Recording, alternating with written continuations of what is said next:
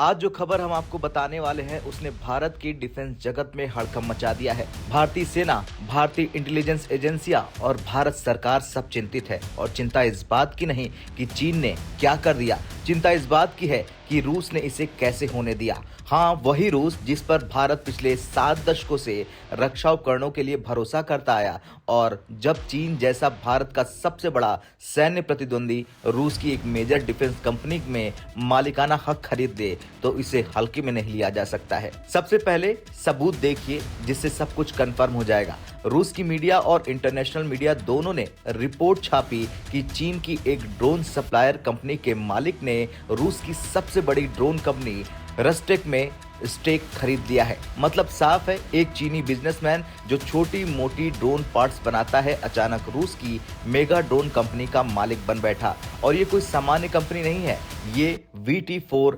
FPV kamikaze drone बनाती है। वही ड्रोन जो रूस यूक्रेन युद्ध में गेम चेंजर साबित हुआ।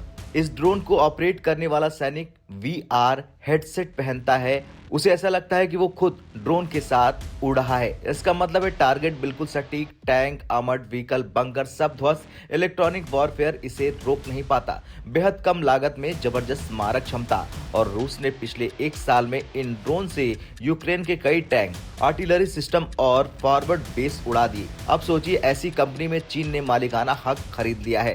अब खतरा कहाँ है? खतरा 2 तरफ से है। पहला खतरा है चीन की टेक्नोलॉजी तक पहुंच। रस्टेक के पास battlefield data, drone failure analysis, operation algorithm, EW sensor data सब कुछ मौजूद है। ये पूरा डाटा अब चीन के हाथ लग चुका है। इसका मतलब है चीन अपने खुद के ड्रोन को 10 गुना ज्यादा घातक, सटीक और स्टेल्थ बना सकेगा।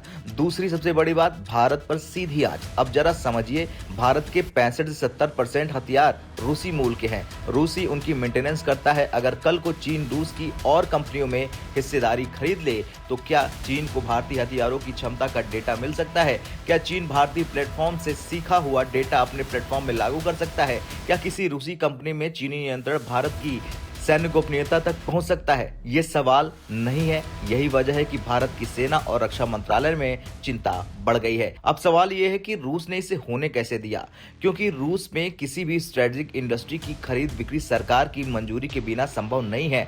असली कारण है पैसे कमी। जब से ट्रंप ने रूसी तेल पर प्रतिबंध लगाए, भारत और चीन ने रूसी तेल की खरीद थोड़ी कम की। पश्चिमी निवेश बंद हुआ, रूस को भारी नकदी संकट का सामना करना पड़ा है। और अब रूस अपनी कुछ प्रीमियम कंपनियों में हिस्सेदारी बेच रहा है जिसका फायदा चीन उठा रहा है।